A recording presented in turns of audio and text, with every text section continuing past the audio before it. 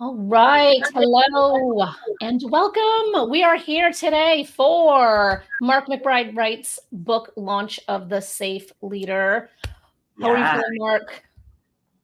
Oh, the day has finally come. Can't quite believe it. Yeah, it's weird to think that it'll now be making its way over the next week to people who've ordered it. And people will start reading it. You know, it's been my life for the last 2.5 years. So yeah, I'm excited for people to get it in their hands, to start hearing the feedback, and then hopefully it start having the impact that I want it to have.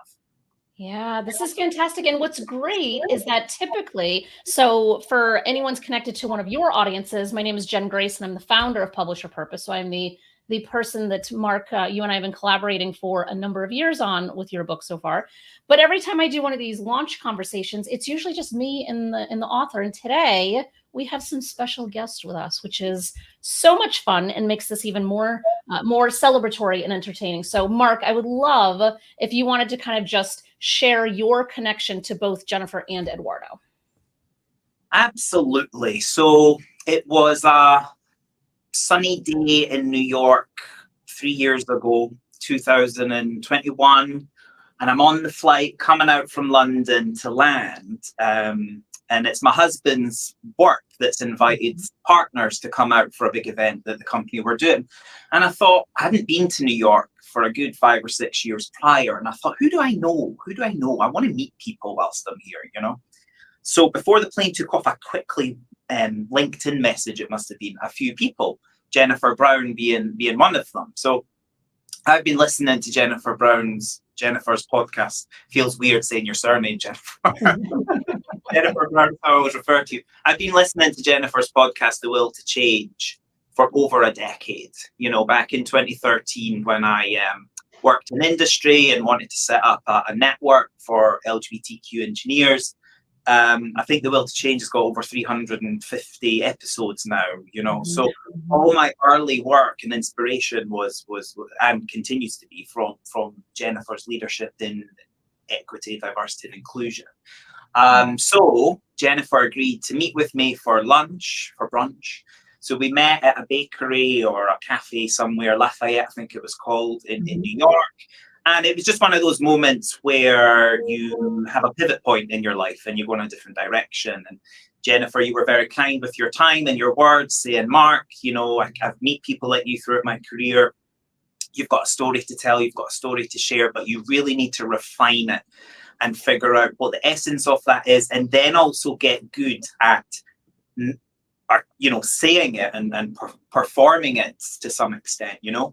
So you opened up your little book of connections and connected me to Erin Weed, who's not on the call here today, but she helped me dig. I did the dig with her, which is a process that her organization runs to figure out my a single word that represents what I stand for.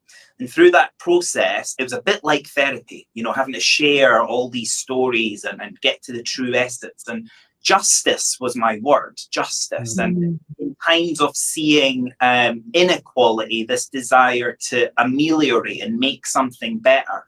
And it really resonated with just the fundamental way that I tend to be when I'm in an event or meeting people. If I see someone who's then in a situation that I think I can then help with, I try to work my way to make that happen. But I realized I then needed to do more public speaking work. So I then, Jennifer, you introduced me to Eduardo from Fearless Communicators. Yeah. And with Eduardo, I think we did, I don't know, 8 or 10 private sessions where I learned the art of storytelling, of taking some of the stories that I'd done through the dig process, but then putting them through the story arc and then knowing what my message is at each point. And so I was doing that process as well as another speaking course.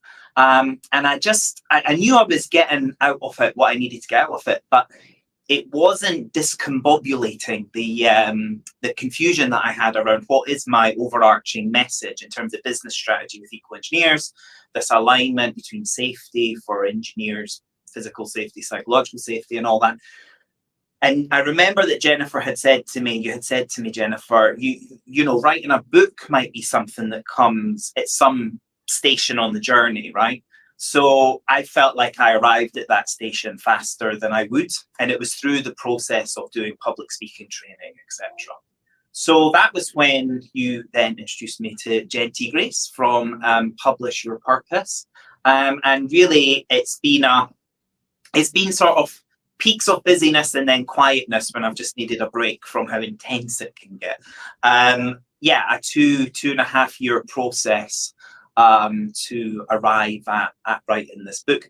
I actually also did, halfway through the book journey, one of Eduardo's Fearless Force. Which one did I do, Eduardo? Fearless Fire. Speaking offsites in New York in 2022. So it was exactly a year later from when I had brunch with Jennifer. It was actually exactly a year later because I was there for, is it the Veterans Day parade or something that happens in November? And, you know, it's impossible to walk down one of the avenues. So I saw the same parade twice, 2021 and 2022. So then the stories that we mined in that process, Eduardo, some of them have made it into the book. And that then really helped me come up with case studies and refine my process. So the process of going through writing The Safe Leader, so I recently recorded the audio book, and I said to the which will be out in a month or so, and I said to the producer, I said, I feel it's weird engaging with my content. It's like learning my content again, and I feel like I've been able to take a chip out my brain and put it there. Like it's now there. Everything that I'm thinking about a way forward for the industry, for the profession, it's now here, and other people can read it, add their spin on it, give feedback on it, tell me if it's crap, then I'm talking and saying the wrong thing. You know, I don't think it is. And I'm just really, really excited now for it to be out in the world. I was very privileged that Dame Judith Hackett, FRN, so she's a fellow of the Royal Academy of Engineering, she agreed to write the foreword for me. Now, I met Judith 10 years ago as well, when I set up the Institution of Chemical Engineers Diversity Work, some of the initial stuff that the institution started doing. And Judith used to be the chair, the head of the UK's Health and Safety Executive. So to have her endorsement and support for the work that I'm doing, that Equal Engineers is doing, not just me, my business and my team and my associates, it's really, really endearing, because the focus on minority groups, but also the focus on majority groups, is something that's so critical right now for our industry. So yeah, looking forward to so that's the journey. That's how we've got to where we're at now, and who knows where we're heading to. But yeah, it's been so good. I honestly want, you know, that film Sliding Doors. Yeah. I sometimes wonder, Jennifer, if you'd said no to knock me up for brunch that day, would this even be here now? You know, I don't know. I don't think it would. It's wild. It's definitely a journey for sure. And what's funny is that Jen, Eduardo, and I have been friends for a long time, and this is like the first time that we've all been able to help a singular person. So it's like, you know, I think it makes it more exciting, which is why when we were brainstorming, like, hey, what could your launch look like? I'm like, let's grab Jen and Eduardo to the conversation too, because it's like it's a bigger celebration. So Jennifer, is there anything kind of on your mind that you want to share in relation to the journey that was just unfolded in front of our eyes? I'm having such like a proud, I guess, mentor moment. I don't know, Mark, like, you know, I felt immediately, it was funny because like your husband and I were talking and learning, and then I'm like, but Mark really intrigues me. I mean, my whole sort of coach thing kicked in, and I was like, and my author thing and my speaker thing, and you're so strategic. I could just tell in the way you were planning. But you didn't know these things. You didn't see yourself. You couldn't see yourself, and the brilliance of your idea and your just your potential. I mean, you probably could grasp it. I'm not saying you didn't see it, but I could see it in a very different way. And so gratifying to have these amazing experts to put in your path and to know exactly how this was going to unfold. But you took the steps, you made the investments, you took the steps, like you're the one that lined it all up. I have other conversations like this where it never, none of these things happen. Right. But you made them happen. You have that unique combo of this amazing idea and then the execution orientation and the strategic thinking that needs to go along with like building your thought leader brand. And indeed, I think people are scared of this concept of being a thought leader, but I was sitting there with you and I thought, if you do these things, because from where I sit, the engineering world that you're trying to impact, there's a gigantic need. It's like this white space that is full of potential for inclusion and change. And I just saw you, I thought about your background. I was like, he's needed. He's so needed. And what he can do could move mountains. And you've put all the things in place now. And, I think all of us, I speak for all of us, we can't wait to just continue to lift you up and elevate this and create more visibility for you and your work. Because it's an entire industry that you're going after in this beautiful way. I wish there were more of you because there are many other industries, and maybe someday, and I think we've actually talked about this, like, Mark, your model is really interesting. Like, if you can build the scaffolding of something like this and you could replicate it, there are many industries that need a you. And I think you're going about change in a really, really strategic way. Like, literally, you're doing everything right. And I just think you're going to like blow the doors off. You are. Fingers crossed. I think my team, if you say more of me, we're going to go live this week. Please God, no. I've not been the most kind to my team recently. I've been a bit of fun, shall we say? Well, words are what they are here, but it's been that hot pot of stress, I think. But it's I think that the prospect more than one of me. I would like that. And we all relate. All of our teams would say that. True, actually, as fellow founders, yes. We're a little intense. Jen, if there's a term instead of a bridezilla, an authorzilla. Authorzilla. Like around launch day. Yeah, maybe we should coin that term. Yes, especially on launch day. It's high stakes, and totally. Something, like as soon as the book comes out, it's like, all right, now it's just opening the doors for feedback. We obviously are all anticipating good feedback, but there's always that crankpot who's somewhere in the distance who's got something to say and they've just been waiting to say it. And then there's also like there's the virtual side, there's the in-person side. So I think the stakes feel even higher when you're in person and launching a book. So yeah, Authorzilla, I like that. I think we should start using that. I'm really glad that we opted for this type of event for today, and I don't have the stress of like something physical. And I am planning a London launch in a couple of months. I have a client who's potentially willing to host, so that will be something a bit more intimate. But yeah, this is great. This is exactly what I want it to be. And I think we need to plot some way to get you to New York, Mark, so we can do a New York launch at some point, hopefully. Definitely. So let's see if we can put our minds together, to make something like that happen. Well, that's a fabulous idea. I feel like with the skill sets here, I think we'd be just fine figuring that out.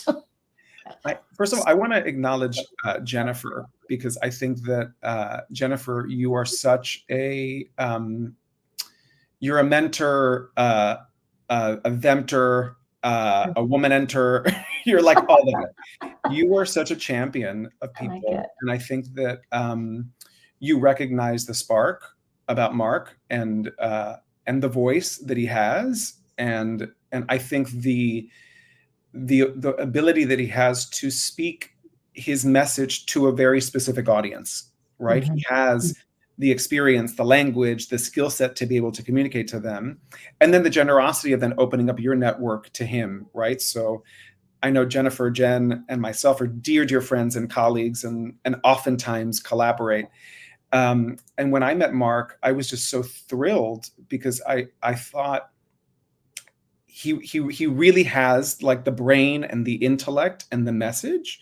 And what's been such a joy, specifically from the storytelling perspective, is getting that emotional piece into it, right? The story, like I think engineers are so great at the systems and the operating and the methodologies, but how do we infuse the heart so that an audience not just only thinks him, but feels him. And I feel like that's been one of the privileges of our work together, Mark, first in the 12 sessions that we did privately. And then when you came to New York and you did the Fearless Fire program, was just really tilling that earth. And it's like you had such great scaffolding, you had such great architecture. And then what we needed to do was like interior design it.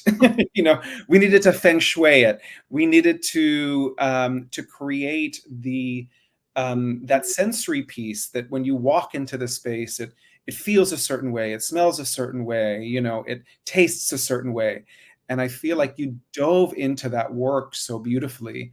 And I think the other thing to acknowledge, you know, which I'm sure Jen and Jennifer know, because they're also, I mean, Jennifer, you've published 3 books, right? 4. Mm-hmm. Jen, 8 or 9. How many of you? 7.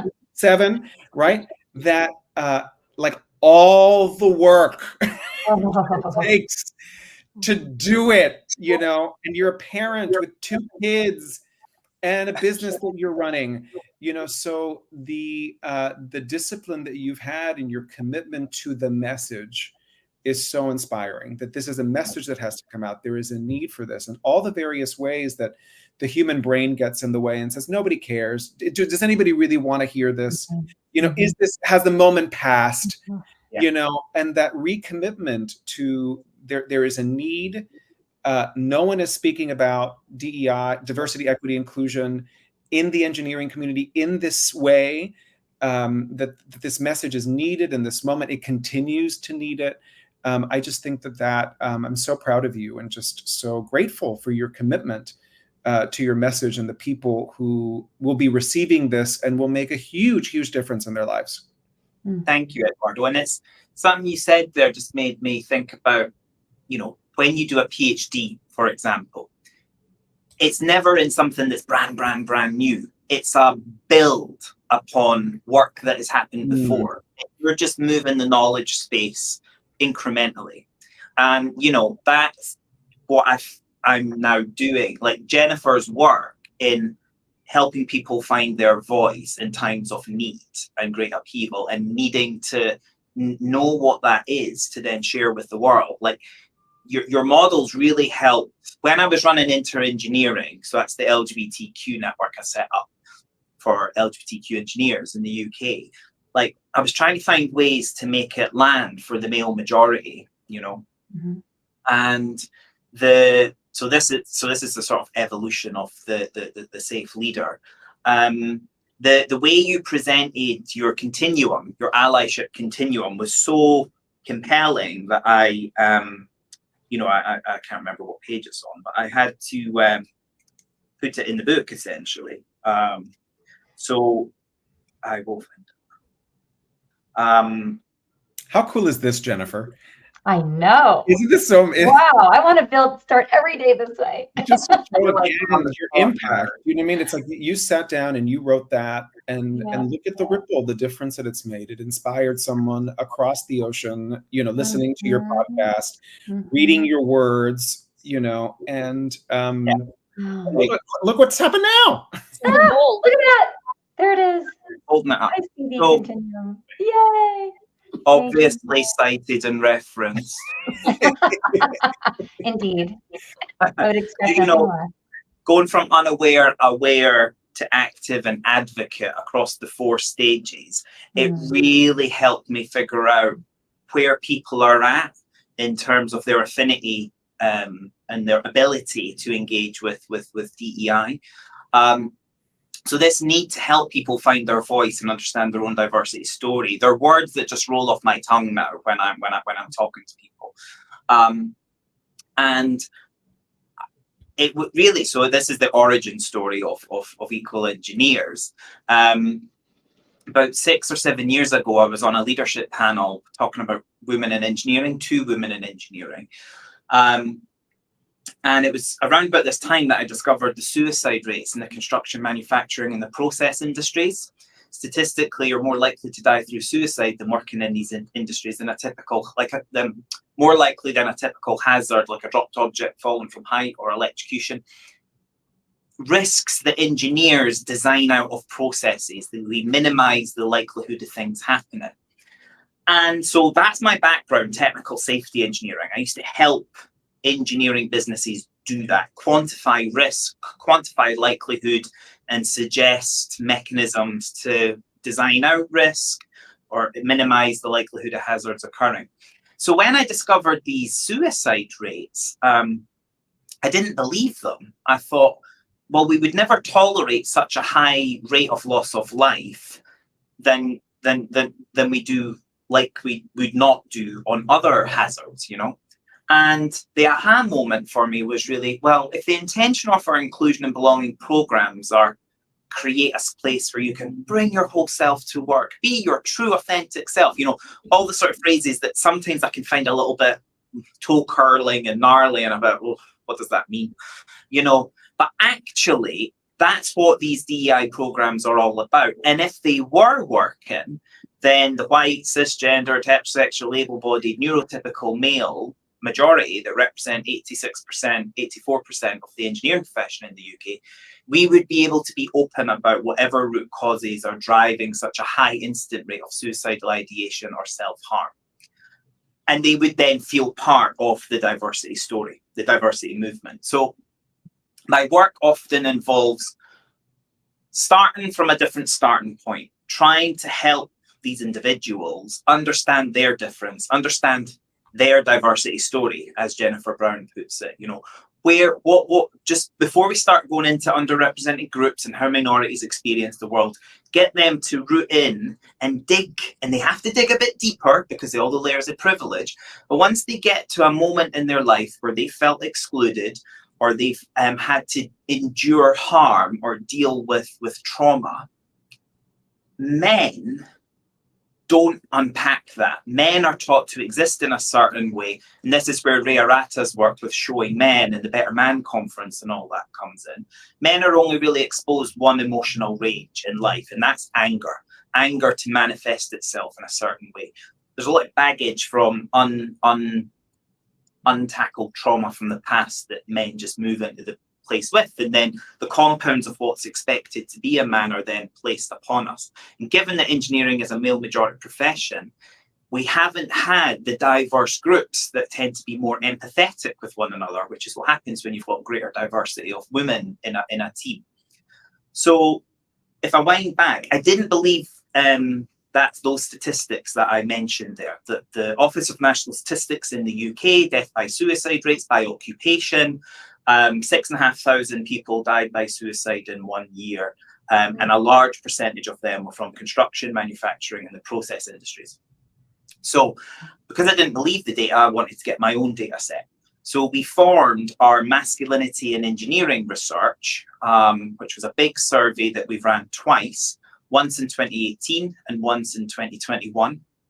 And in the 2018 data set, we saw that 1 in 5 engineers reported losing a work colleague to suicide, and 1 in 5 reported suicidal ideation or self-harm personally. In the 2021 rerun, that number went up to 1 in 4. 1 in 4 engineers reporting that. And men were 3.5 times more likely to answer yes to this question than female respondents. So this and the written responses, the quantitative responses were heart-wrenching, you know.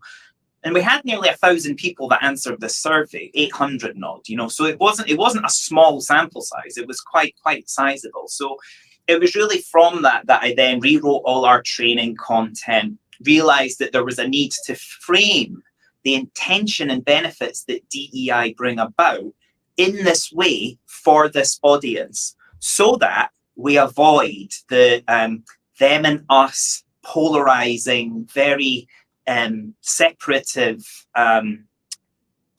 issue, you know, narrative to the conversation that can often come about.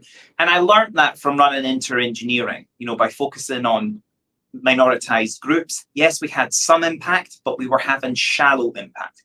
We weren't having the systemic change that's needed. And if you meet people where they're at, I view it a bit like the villagers with the pitchforks. And I feel like all the white men are being told, you're the cause of this problem and you've caused all this. And how dare you, you know, not be able to feel included in this movement. And it's putting people off. You know, when you meet people like that, you then just get when people feel backed into a corner, they react. They will then not support the cause that you're pushing for, and actually it can become counterproductive. So my work is all around trying to meet these engineers, meet these professionals in STEM in a way that doesn't make them feel threatened, doesn't make them feel that way, but also doesn't get them off the hook about us needing to address systemic inequality for women, ethnic minority, LGBTQ, disabled, neurodivergent, etc. people in the workplace. I know when I'm in front of an audience and I'm framing DEI in this way, and I'm saying our engineers are so familiar with safety, physical safety. And, if you cut an engineer in half, it would say safety in the middle of us. It's so ingrained in our culture. And this is the fabric upon which we can extend into psychological safety. So people then understand that the equivalent of calling out an unsafe act without fear of retribution, a slip, trip, or fall, or someone putting someone's life at risk physically, is the exact same of calling out a non-inclusive behavior, a microaggression, a micro-inequity, language that is gradually normalized the creation of an unjust system that makes it unwelcoming or diminishing for other people, essentially. So I find it has success when you work in this way, and the book goes in, and that's really what's in the book. It's the Safe Leader model. SAFE stands for share, act, feel, and empower. We're currently designing a training course to tag on to the book, essentially, and we've got some clients now that are booking cohorts on it. And in share, in Act 1, in Module 1, it is exactly that. It's about getting the audience to delve down and dig and uncover their diversity story, so do a bit of story mining, essentially. And we're still designing the rest of the course, but my desire and ambition is for us to then bring in, STEM professionals engineers aren't always the best at articulating our stories. We're very, engineer.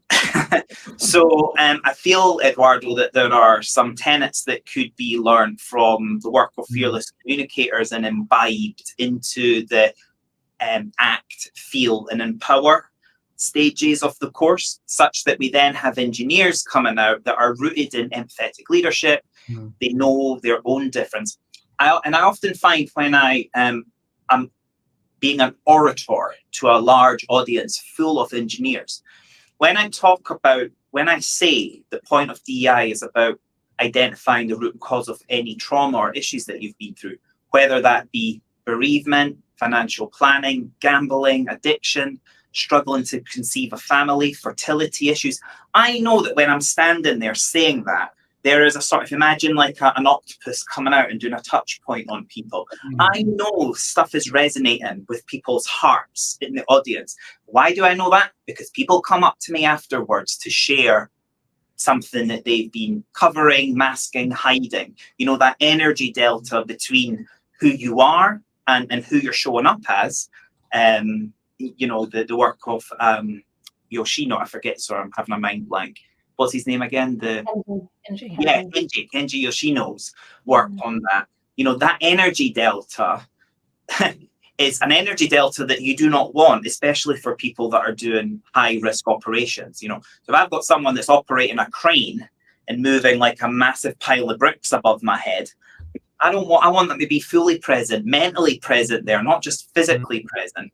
And I find a lot of people are just physically present and they're not mentally present. And why is that? Because they're dealing with a bunch of shit at home or in their private lives that we've all got, but the workplace needs to be a place where you can talk about it, share, get the right support if you need it.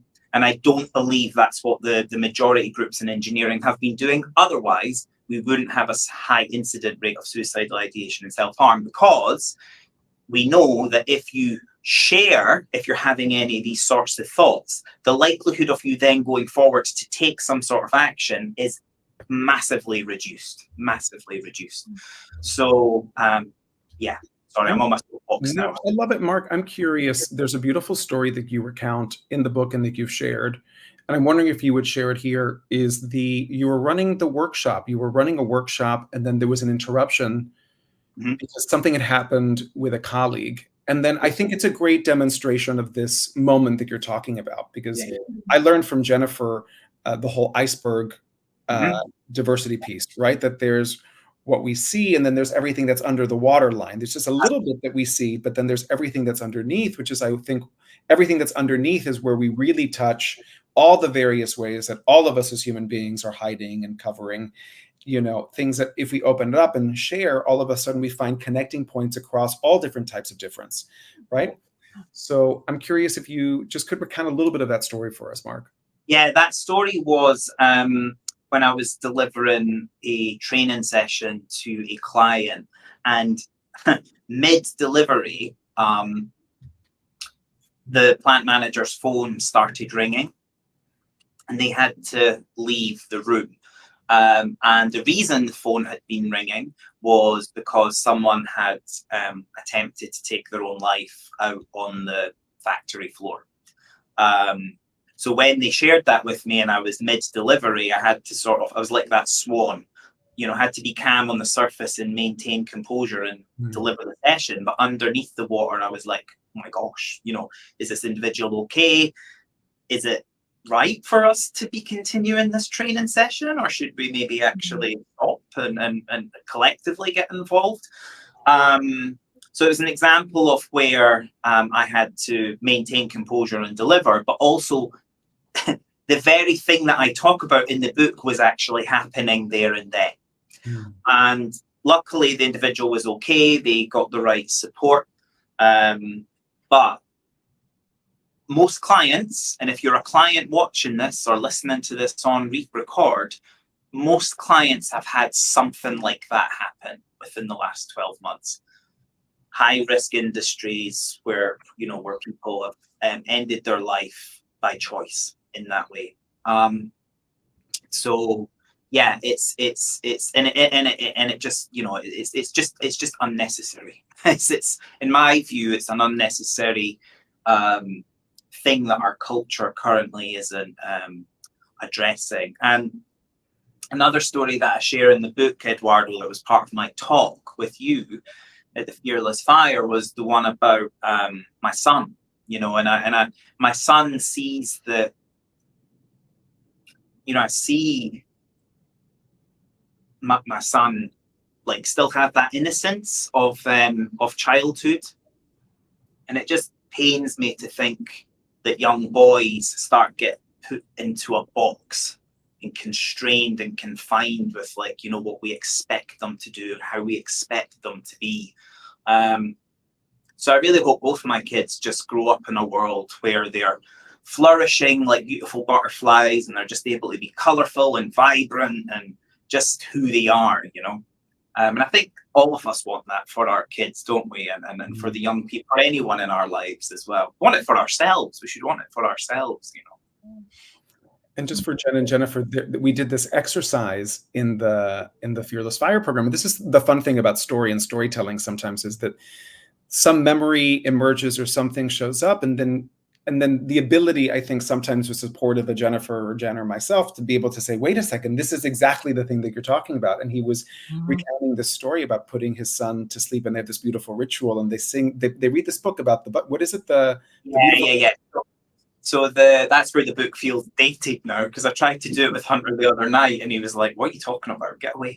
The story was, you know, my son's 4 years old, and we play this little game after bath time. So we go into the bedroom, drying him in the towel, and we have to play the game called the Hungry Caterpillar. Do you remember that story, the Hungry Caterpillar? I say one day there was a very hungry caterpillar who had 1 apple, 2 bananas, 3 pears, 4 strawberries. The caterpillar was full. And so Hunter then, the caterpillar then has a piece of lettuce to settle its stomach. And then it wraps itself up into a ball. And with this, Hunter curls up into a, you know, fetal position, little ball. And the caterpillar wraps itself up into a cocoon. And so with that, I put the towel over Hunter so he's completely covered. And as the days pass, the cocoon starts to shake. The caterpillar starts to eat through the material, whatever the material is that cocoons are made of. And out comes the caterpillar, like a beautiful butterfly. And with that, Hunter shakes and then jumps up and throws the towel aside and flaps his wings, running round the bedroom, butt naked, like a beautiful butterfly. He's free, you know? And in the original talk, my model was shake, you know? And all you got to do is just to sort of shake it off if you ever starting to feel constrained. Because, you know, Hunter wanting to play that game, you can imagine there being a world, or he will evolve in time, where expectations of what boys do, can and cannot do, start to get placed upon him. And then he starts, you know, that light, that purity of childhood, that light that we all should have in ourselves, starts to just dim a little bit. And that's why, so that story and that experience, that's why I never went down the road. I could feel myself tearing up a bit there, Eduardo, like I did at the Fearless course, because it's just wrong. You know, we want a world where anyone can be. Yeah.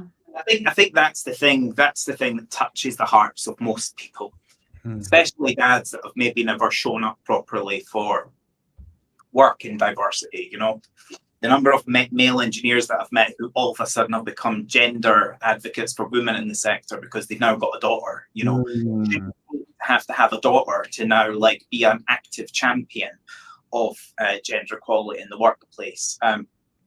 And I'm on a whole learning journey with, you know, my daughter is now 4, the age that Hunter was when I wrote that story, and having seen how they're evolving and just experiencing the world, and I'm learning constantly, you know, and I'm guilty sometimes of some of the stuff that Ray wrote in his book about men and how we've been brought up and how we show up in the world. I see it in myself now, you know. So that ability to not think that you have to have it together all the time and actually be able to just cry at the moment when you want, you know, it's really important more of us are doing that. So, so yeah. Mark, all of this I saw in you, like immediately when I met you, like the capacity that you have, you know, that you have the whole thing. And I think you're like the avatar for what I and Eduardo and Jen envision. You know, you are a messenger that we believe in. And it was a delight to invest in you. Like, there's nothing work about it. It's you meet someone who you know can grab the baton and like run so fast with it. And you can just cheer somebody like you on and say, please, like, go do what you need to do in the way you're going to do it, because we need the change that you're going to create. Like, we need that personally. I mean, you're the kind of person that just makes everything worthwhile because you get it. You get it. And you met the right people in us, because even just Jen, Eduardo and I, particularly Eduardo and I, have worked on this masculinity stuff for a long time. And it's been such like this frustratingly fringe conversation, frustratingly. You know, we're sort of trying to cajole men to come into the space to even talk about what you're talking about, right? So when we meet someone like you have such a runway. You've got all the tools. You have the credibility in your industry, right? So you can like get in there, but you're a dad, you're a parent, you're LGBTQ plus. Like, there's so many barriers you have already knocked down bravely and authentically. And so, you know, if I were betting, I'd say I bet on you. I really do, because I know that industry. I know the difficulty of what you're tackling, the beauty and the credibility you have immediately in that space. They're going to listen to you in a way that they might not listen to me. So I also saw a messenger that I could never be, but I can support you and give you tools. And I'm sure that that's how we all felt. We just want to give you tools. And then we want to lift you up and equip you to run as fast as you humanly can, but making sure you take care of yourself, because I'm listening to you and I deeply want you to be healthy. Yeah. And I think you have the resilience and the strength to be healthy throughout, because it's hard to create this level of change. Like, this is no joke stuff. I mean, you're tackling a lot of really entrenched, heavy stuff. And when you say somebody tried to end their life, like on the construction site, it just takes your breath away. When I hear that, it's so heartbreaking, and it reminds us all, I think, of why we do this. I mean, we say it's not saving lives, but actually it is. It is, particularly in your case, but in all of our cases, it is. So it's just really beautiful. And I just want you to take care of yourself and take that cocoon around you. I've got a brilliant team. Like, even since we met 3 years ago, it was just me doing everything. But now, I've got an incredible team. There's five of us now. And, you say about being a messenger and all that. The ironic thing is that I feel like I'm just getting started. Like, I feel like I'm now having access to the resources that I need to, pardon the pun, but be a steamroller of, like, change, like a battering ram, like, stuff's going to happen. It has to happen. We've got like, engineers need to be focusing on solving today's big problems, because it's going to need us to solve them. Climate change, healthcare for all globally, clean water, etc. All those UN Sustainable Development Goals. Most engineering is through every single one. We cannot have engineers being distracted, in my view, by cultural-based things. We want to focus on the engineering. That every engineer that I meet that might be a little bit, I don't really understand what my place is in this, or why it's relevant to the engineering of what we do. When they understand inclusive engineering design and the benefits, they get it. Or when we link it back to safety, like we do in safety, trying to design out hazards. If we do our designs from the very inception of being as inclusive as possible, then we'll have better outcomes, better products. Imagine the world had been designed, or we'd had greater diversity of people with disabilities in engineering teams in the built environment over the last 50 to 100 years. The urban landscape that we live in would be different. It just would, because we'd have to access it in a different way. So Or as I always say, if there were more women in architecture and in engineering, the women's bathrooms would be twice the size of the men's rooms. Thank you. I just saw, like, why are they the same size? Like, and women wouldn't be so cold in office buildings. Yes. Like, really? Do you know all about this, Mark? Like, who designed the climate situation? Exactly. There's all these things before they start to learn that being a male, that you're completely tuned into, because it doesn't show up in your day-to-day life. I'll share a story with you, actually, that happened very recently. I was on LinkedIn and saw a thread that someone had written about safety for lone female workers.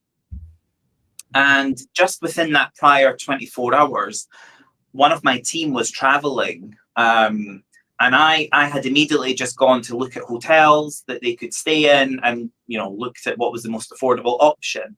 Hadn't even given any thought to time of arrival. Will there be someone on desk at check-in? These were in rural areas. It wasn't like there was a chain that's a trusted chain that we could go with. Even then, that's a question mark.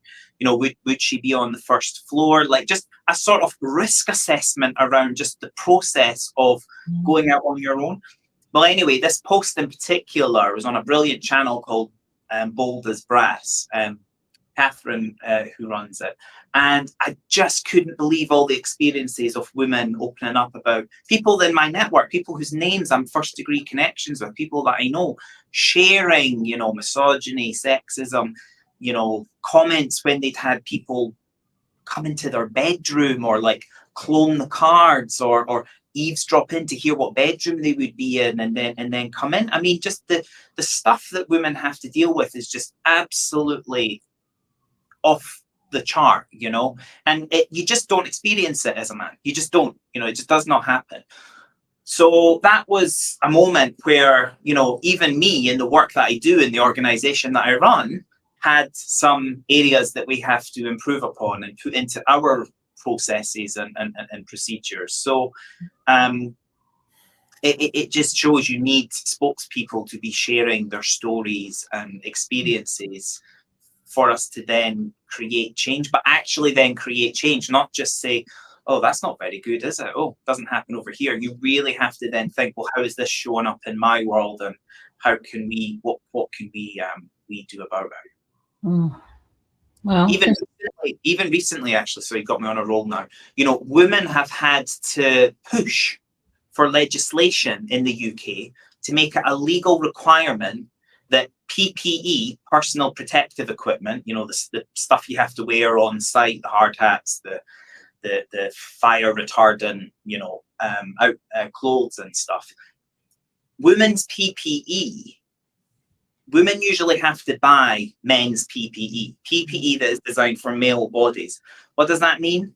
They're baggy on the arms, they're baggy around the waist, they're, you know, baggy or tight on the chest, I don't know. They're ill-fitting. So that means if you're then in a incident or a fire breaks out and you're wearing ill-fitting PPE as a woman, your risk of severe burn and injury is higher than if that PPE was on a male body that it was designed for.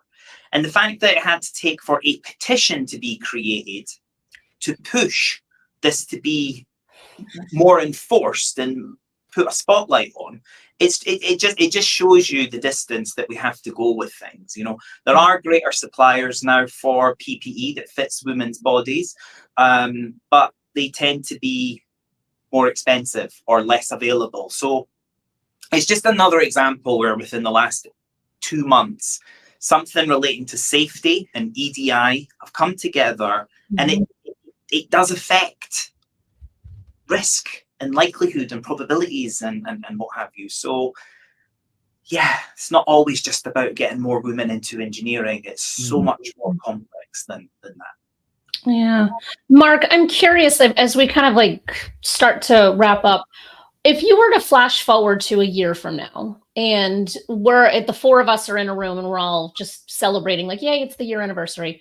What are you hoping that someone has said to you that your book has somehow, or your work in general has somehow influenced them? Oh, that's a good question, Jen. I think I've just been so caught up on getting to today that I haven't thought that far ahead.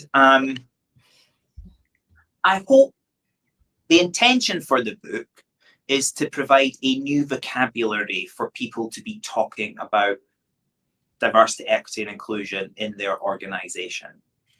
So if the book helps someone articulate it in a new way, in an alternative way, that then leads to buy-in, investment, action, strategy, taking it more seriously, if it just enables that, or helps the penny drop for people that have maybe been that in the middle, and it's helped them thaw a bit and become more active to their intentions of being an ally, or getting curious about learning about other groups that they're not part of personally, garnering more lived experience, learned experience. That would be great. That would be great if it helps people achieve that in their organizations. And Equal Engineers is here to help with that. You know, we would need to be at a much larger scale to meet the need that's actually out there.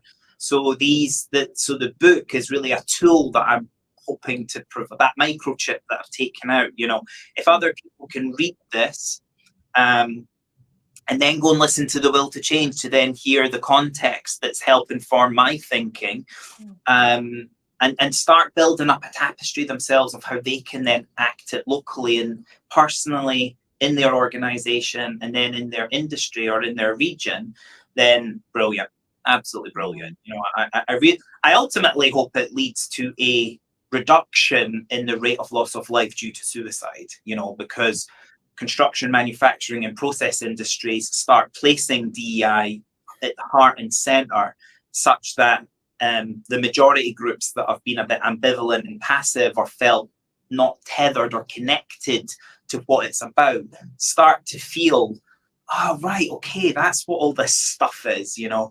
And, you know, any political influences about wokeism or cancel culture or whatever the word au fait of the moment is, they start to see it, well, for what it really is. That's not what this is. You know, this is actually about saving lives, creating cultures where everyone thrives. It's beneficial for me. And that's the whole point that's the whole kind of argument I present in the book.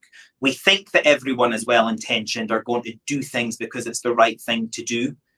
But people don't. People don't always do the right thing if it's not a benefit to them personally. Mm-hmm. Whereas if we can drive up the collective standard of safety by thinking, if I take action now in this moment when I see this situation happening, it means by reciprocity, someone is more likely to do it for me if I'm ever in this place. Mm-hmm. And that then drives up the safety standard. So it's a subtle reframing of safety culture and basing it on people's intrinsic motivations. Do it for others because by reciprocity, people will do it for you, looking out for your safety. So we drive up the collective behavior on safety and calling out non-inclusive language, non-inclusive behaviors, making people who are in minority groups feel safer. Because representation is a privilege as well. And if you are in a majority group and have strength in numbers, then you're at a disadvantage if you're in a minority group. And LGBTQ, disabled, neurodivergent, ethnic minority, women, etc., in engineering are in a minority group relative to majority groups. But as we've said, everyone has a diversity story. Some just have to dig deeper.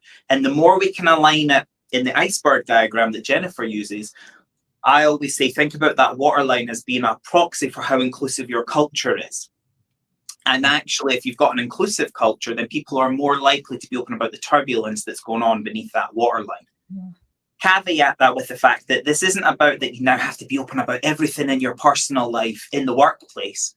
It's very different working in an organizational context where the organization is, look, we're here, we're ready for you, we'll support you if you need it, than one which is, don't ask, don't tell, we don't want to know, just come in, do your job, get on with the work, you know? So if we can cultivate that culture of support and need, then yeah, I think we'll see that shift. But it takes for leaders to step up to that. And very often when I'm actually coaching a few white straight male leaders right now who run very large engineering organizations, and they're currently feeling like a deer in the headlights. You know, they're feeling the spotlight's on me and I don't know what to do. And for fear of saying the wrong thing, they then don't say anything.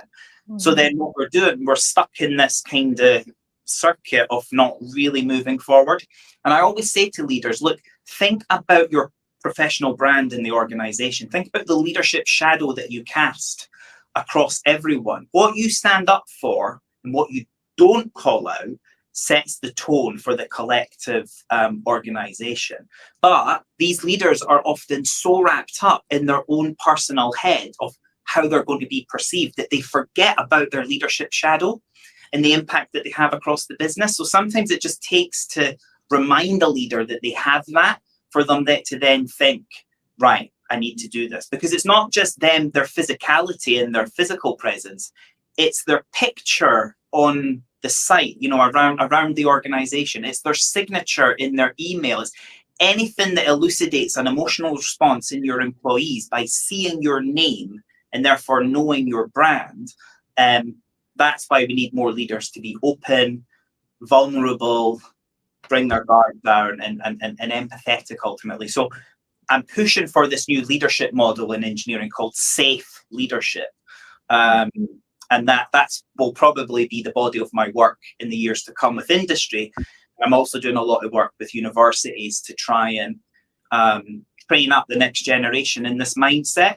So we effectively kickstart, we catalyze this feed forward loop. The graduates that are then coming into engineering organizations are then like, well, yeah, this is the standard, right? This is how it should be, you know, because Gen Z, this is how I've been taught. And with that, you then break down the barriers of intergenerational biases that we still have in such a wide age-based sector. got a lot of people with a lot of experience right now in engineering, and they're all going to retire. 20% of the UK engineering workforce are going to retire in the next 5 years. Oof. 20%. So think about all that knowledge, the centuries of knowledge that are contained in that group. We need to be creating, that's why we've got a big mentoring program at Eco Engineers. We need to be creating connections between the 50 to 60-year-olds that are still staying in. We need to be passing that knowledge on, passing that baton on down. And we can't let a lack of connectivity based on who you are be the thing that's holding back that connection. So yeah, it really excites me, and I'd love to explore, how this work that we're only just starting here in the United Kingdom might translate into a United States context. So watch this space. Yeah. Eduardo, any final thoughts? Well, yes, I've been, you triggered a mind nugget there, Mark, around this idea of the safe leader that I think is, and safe leadership, which is, I think, oftentimes safety is something that we talk about for the marginalized, the historically excluded, the quote unquote minority. And that we assume that power is safe inherently because it's power. Right. And I think that what we lose is the humanity sometimes of that executive, that person who is in charge, and whether they feel safe or don't feel safe within their organization, within their team, within their industry, to put themselves out there to create safety for all. Right. So it's a double piece that sometimes we, and I'm saying that as a collective we, oftentimes these executives are navigating these conversations in real time, under the microscope, learning, being challenged, being confronted, and there's such a fear of the loss of their career, of being canceled, of being fired, of being terminated. We see this being played out right now in the public space. And what's missing is the grace to allow human beings to be human beings and to learn. And that I think that creating that sense of safety from the top, meaning like I am putting myself out there to learn in a very public way, but my community, my employees, my team has to afford me the grace that they want themselves in that experience too. I love that the fireworks went out. That was so random that happened. Wow. But look at that magic. Well, that was a nice dramatic there. I just thought that was something really rich. I don't know if this may be a seed of something that you're probably working with us already, but I just feel like this is another conversation that's really emerging. I'm sure Jennifer has lots of opinions about that one, so I'm kind of volleying it to Jennifer. This one. You just said it. No, you just said it. I mean, the humanity, everybody has a chance and deserves to feel safe, and people feel unsafe for different reasons, depending on the body they're in and the identity. But Eduardo, what you say is perfect. And this is why, Mark, we're also inspired by you, because we're trying to tackle this really to be truly inclusive about this conversation. It applies to everyone. Belonging has to be experienced by everyone. We should be investing in what is getting in the way of health and psychological safety for everyone. It has to be for everyone. So we can, like Eduardo, you're saying, we've rotated so hard on those without a voice, and understand all of that to be true. But we can't be exclusionary of all the humans. And we need to our job is to really understand where those safety barriers are and those risks are, and that everybody's hurting for lots of different reasons, seen and unseen. And this is the piece I think that is ahead of us as a field. Because in 2021, it was the great truth telling. It was this super cathartic, painful, challenging time of real conversation about, racism specifically. That was incredibly important. And we have an opportunity and a very much a need now to be more expansive in our approach. Because if we aren't, we will lose, and we already have lost a bunch of folks from this conversation. And those folks need it just as much as anybody else because they're human. So, I think we have to apply our medicine to ourselves and bring it to everyone. And that can't be something we hide. That can't be something that we avoid because of the optics. But unfortunately, Eduardo, what you're speaking to is there is this sort of way that we dehumanize and we don't make room for everyone. And Mark, you're going after that. And as a result, you're going to tackle a real, I think to me, the heart of the challenge of our work, which is how do you get an industry like this and those leaders in that industry to connect to this? And when I talk to you now, Mark, I say you have the opportunity to revolutionize the way we do DEI. Like you may not even see what you're actually working on, because what you're going to unlock could be the keys that a lot of us don't have at the moment of this persistent challenge that's only getting louder. It's only getting louder. We're heading into an election. We're having a tough year. There's a lot of resistance. There's a lot of hunkering down. There's a lot of denial. There's a lot of, dislike of this beautiful concept that we share of DEI. So we're in this sort of proving moment. And I think if you can get through this and shine a light on how to do this differently, you are going to lay the groundwork, and maybe the way I did too, which I'm so thrilled to hear you say that and to be included. Each of us, the relay race, I'm handing you a baton and you're going to pry the door open even more. And I hope we're all going to follow you, but let's make it so that everybody follows, because this is the next work we're going to need to do. Unless we all go through this door, it's not going to matter. And it's not going to be sustainable. So you're going after that, and I appreciate that so deeply. Thank you. Let's work on it then. Yes, get to it. This is, just easy, just another day. Just another day at the office.